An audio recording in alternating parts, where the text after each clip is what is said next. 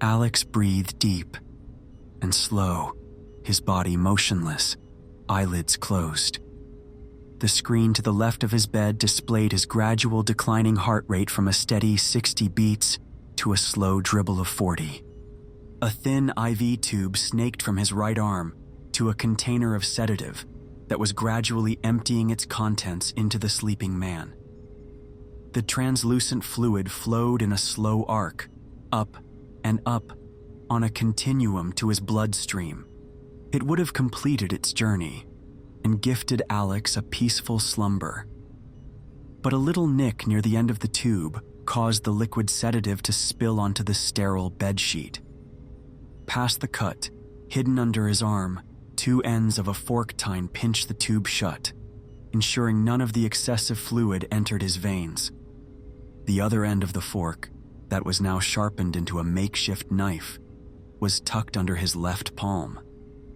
Alex knew something was wrong, even before Misha had entered his room. His relatively boring and routine time in the hospital had been overshadowed by a strange feeling of impending danger.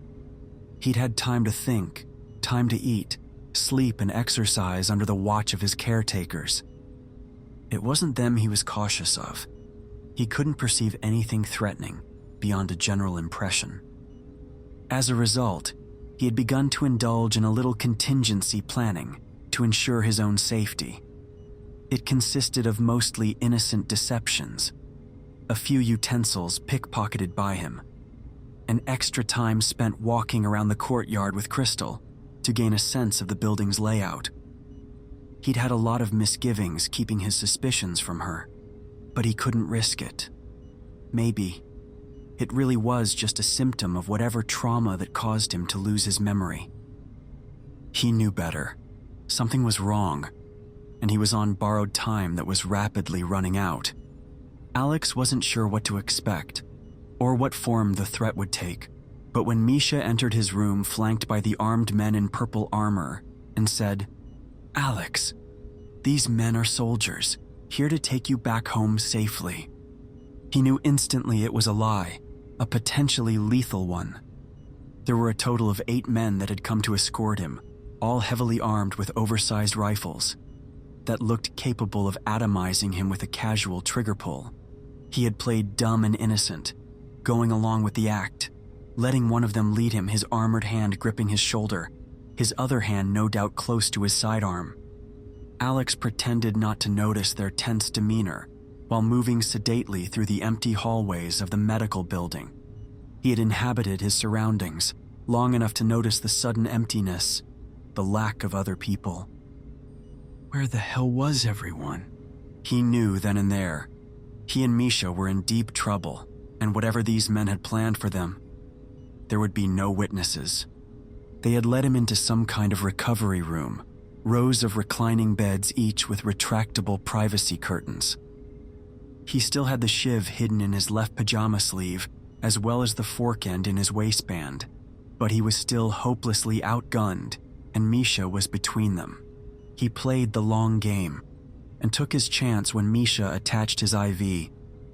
She had then moved to the terminal that displayed his vitals and was connected to the sedative dispenser. 4 of the 8 soldiers had walked out of the room, while the remaining stayed, their attention temporarily on the healer, while she prepared to sedate him. Their first tactical mistake. Alex began scratching his right bicep, pressing his left wrist against his right arm, using the back and forth motion to draw the blade out past the sleeve. He had then made a show of adjusting his pants, sliding the fork tine into his palm, before using it to pinch the IV shut, then swiping the shiv across the tube. It was a swift sleight of hand that only took a few seconds to perform before the armored men turned back to face him. Misha had tapped a few keys, and there was a hum as the sedative was dispensed. For his part, Alex had closed his eyes and began to slow his breathing. Despite the situation, he did his best to calm his nerves and wind down his heartbeat. He could feel the sedative wetting his arm. It was slowly pooling and spreading across the mattress. He felt it begin to trickle down his pant leg when he heard Misha say, "It's done. He's unconscious. He had slowly opened his eyelids just enough to see them. The remaining 4 were in the room, 2 at the door, 2 flanking Misha, who stood up from her station. Have her wait outside. The voice came from one of the men closer to Alex. The healer was grabbed roughly by the arm and led into the hallway. What are you going to do with my patient? Misha dared to ask. Alex heard her grunt in pain as she was shoved hard in the back. Then she disappeared behind the doorway. Alex didn't react. He just laid still. The armored men simply watched him. Awake or asleep, they had every opportunity to kill him. He half expected one of them to raise their gun and shoot him, but they just stood, watching. Beyond the walls, he could hear the metallic thudding of multiple footsteps. It sounded like the group of 4 that had previously exited the room were proceeding to his left, towards the elevator to the courtyard. Now that he was perceived as dormant, they were patrolling the rest of the facility. His attention was brought back to the door. 2 of the remaining 4 men were pushing some kind of cylindrical pod towards him. The pair maneuvered it until it was parallel to the left side of his bed. Sir, we have another arrival that entered the front entrance hangar. One of them said, the voice distorted by their helmet speakers. The Tarkanian woman? Another voice said. Alex felt his blood run cold at the mention of Crystal's last name, but he still didn't dare move. Yes, I sent a couple men to the courtyard. Have them take her if she has any records of the subject on her. I want them disposed of. Once he's loaded into the stasis pod and we're airborne, we'll waste both of the Cyrenians. Boss wants no loose ends. Affirmative. You 2, keep watch in the hallway while we transfer him to the pod. The other man said, gesturing to 2 of his companions. They unslung their rifles and marched out of the room. Alex felt his hand tighten around the knife as one of them moved to his bedside. There was a sharp hiss and a warm breeze across his face. He could now see that the glass pod was open and that one of the armored men was leaning over him. Alex felt the sensation of the man's gloved hands working their way under his body to lift him up. If he allowed himself to be locked inside the pod, he, along with Misha and Crystal, were dead. Alex made his move. His eyes snapped open, and he could see up close the armored man's facial features behind the dark-tinted visor, alight with shock and wide-eyed surprise. No fucking way. Those were the last words he ever said, before Alex drove the makeshift knife through the black mesh that covered the man's neck. There was a sickening ripping sound along with a wheezing gurgling that emitted from his helmet speakers. Alex's gaze flicked to the exit, where another one of the armed men was leaning against the doorway. His eyes were widened in shock as he brought his gun up, but at that point Alex was using his free hand to push the first man in the line of fire. He reached down for the dying man's sidearm, just as the rifle began to spit blaster bolts. His living shield jerked and bucked as he was shot repeatedly, his backplates burning away rapidly. Alex's right hand closed around the butt of the pistol, and he pulled it free from its holster. He aimed and squeezed the trigger twice, vaporizing the door control panel. Immediately, the vertical sliding door slammed shut, trapping them inside. Alex shifted his aim and fired again, and the bolt caught his assailant just above his collarbone, burning a neat hole in the unarmored mesh. The soldier kept up the volley, but the sudden shock of pain caused him to sway his firearm uncontrollably. Alex kept his composure, held his aim for a count of 2, and nailed him in the face. He crumpled to the floor, his helmet visor smoking, while his gun emptied itself into the ceiling in one long drum roll. Alex kept his gun aimed at the dead man, eyes scanning the space for any more threats. No one else living, but he began to hear the impact of gunfire. The soldiers he had blocked off were attempting to burn away the thick steel. He tried to gauge the integrity of the door and estimated he had at least a few minutes to find an alternative exit. He had just begun to glance at the outside window to his left when a bloodied, gloved hand clamped around his throat. He felt himself being lifted high into the air until his feet dangled a foot off the floor. He looked down into the visored face of the soldier he had just stabbed. There was smoke emanating from his back, where he had been shot, and Alex could faintly smell the sweet, acrid scent of burnt flesh and metal. The makeshift knife was sticking out of his neck. The wound was still spurting blood. He was dying, but not dying fast enough. Alex fired from the hip 3 times into the soldier's stomach. He roared in pain and slammed Alex into the glass canopy of the stasis pod. The reinforced aperture cracked diagonally under the impact, and Alex's head smacked against the metal frame. But he kept a firm grip on the gun, his other hand inside the chokehold. There was a muffled boom, and the lights dimmed for a split second. The soldier glanced at the shut door reflexively. Alex had no doubt that his attackers had brought some kind of breaching tool into play, more than likely heavy-gauge artillery. He took full advantage of the distraction, closing his left hand around the soldier's thumb and yanked it downward until it broke. The hand around his throat sprang open, and Alex swung his gun arm around for a fatal headshot. The armored man leaned sideways and reached, getting both hands around Alex's wrists a split second before the gun went off.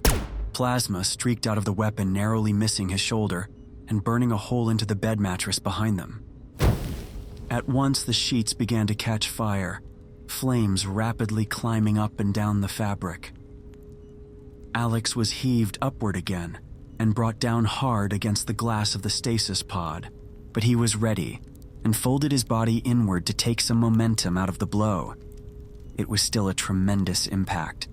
He kept his grip on the pistol, trying to aim it at his foe's head. All the while, he could hear that haunting, buzzing, wheezing coming from the other man's helmet as he struggled to breathe.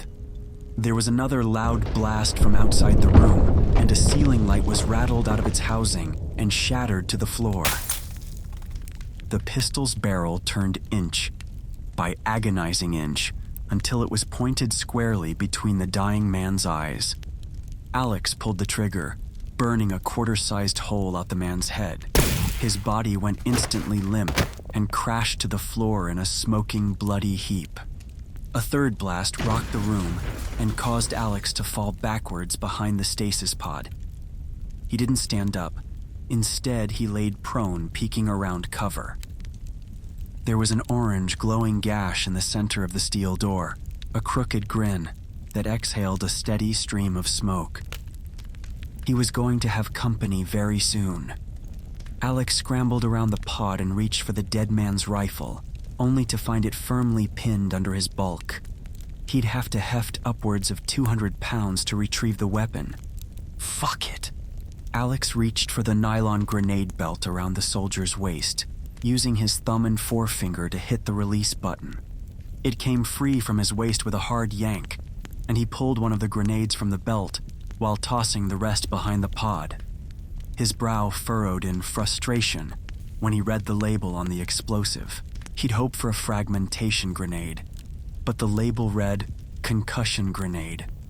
It wouldn't do much against a man in full body armor and an enclosed helmet, but it would serve as the distraction he needed. He laid as flat as he could on the ground. It wouldn't be long now.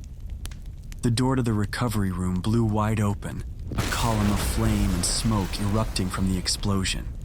An intense heat wave caused the beds to his right to burst into flames. The man he had previously killed and left slumped against the door was flung across the room. His bulk hit the wall above one of the beds. He then rolled back down onto the flaming mattress, legs sticking in the air above the headrest.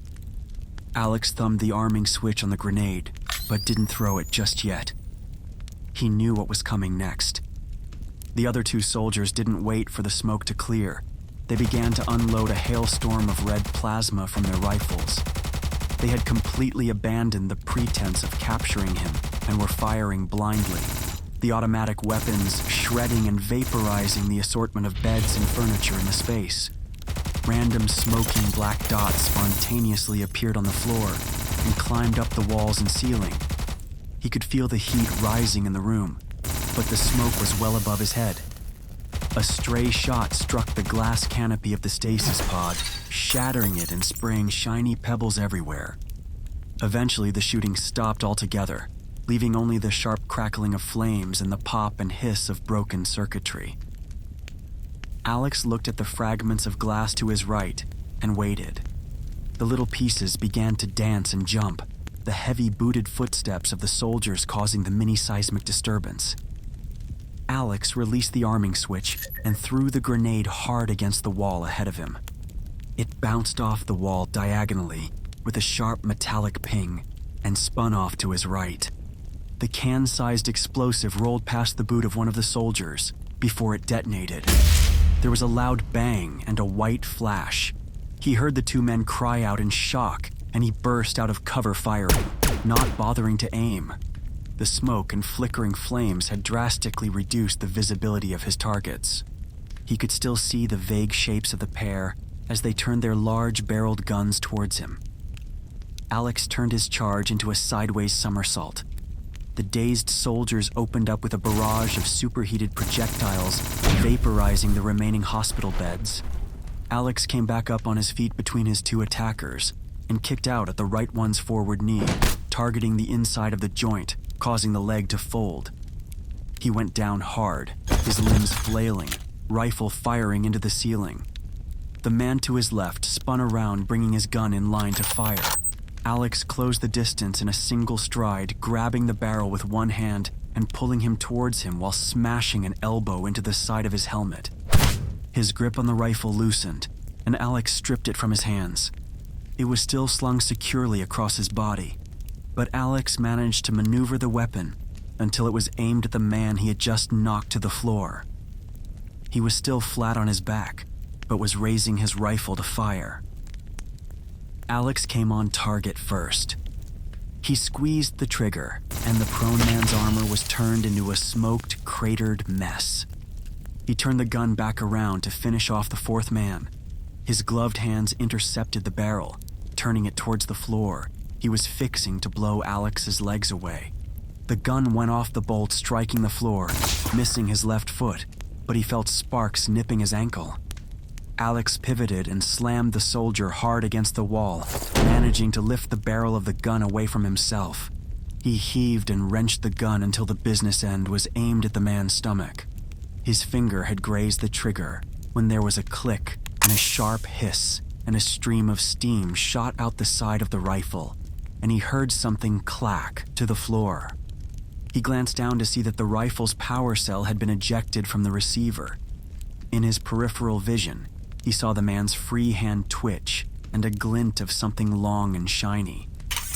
Alex sidestepped and turned his head away, but the 6-inch unsheathed knife scored a long gash above his left brow. His knife hand shot out again, and Alex knocked it aside. He countered with a straight jab that dented the soldier's helmet near his chin.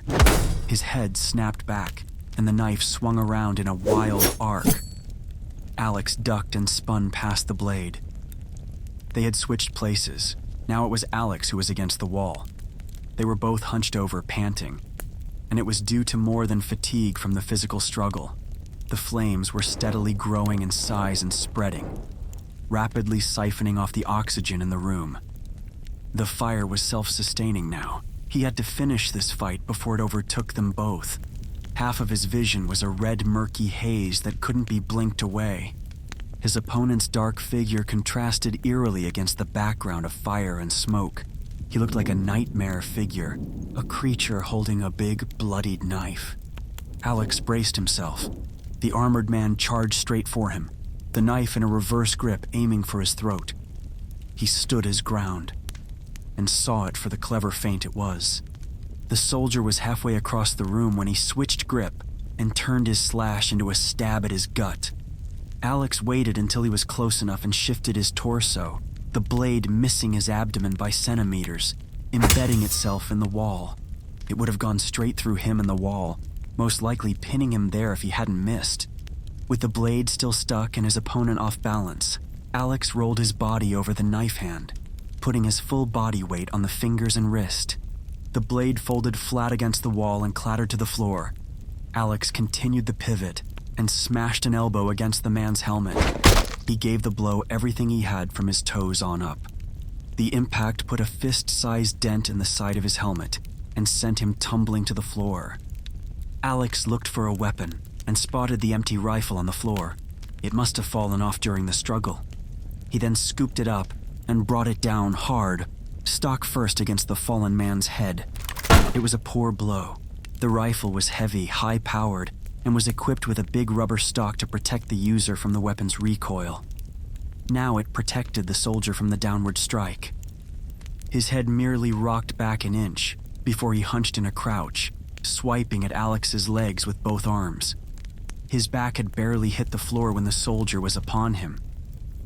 Looking upward, he saw the soldier's fist curl into a metal round bludgeon before it swung down at his head.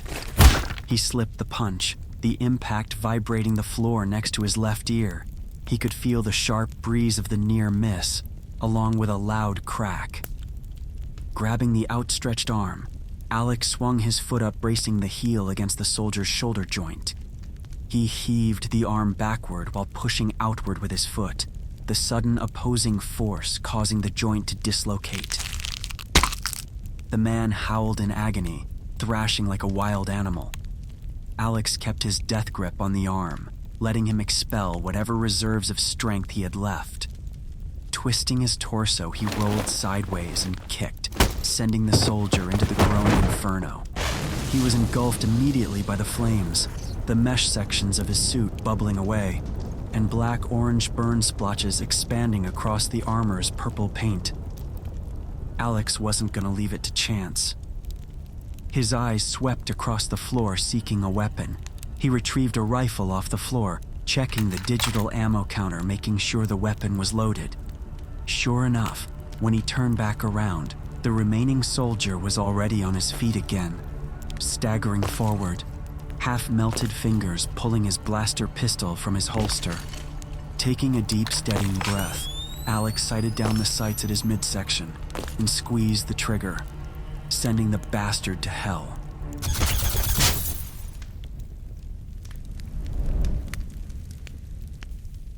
When it was over, Alex crept into the hallway, doing a quick survey to make sure there were no deadly surprises waiting for him. He casted a look over his shoulder at the carnage he had left behind.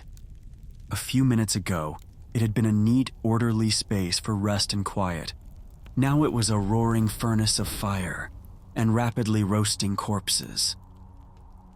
He felt no satisfaction at surviving this ordeal. He was exhausted and badly shaken up. Blood was still oozing, less profusely above his left eye, clouding his vision. A few clumsy swipes with his sleeve cleared his sight. It didn't make it any better. The horror was more stark now. Get a grip. There'll be more of them.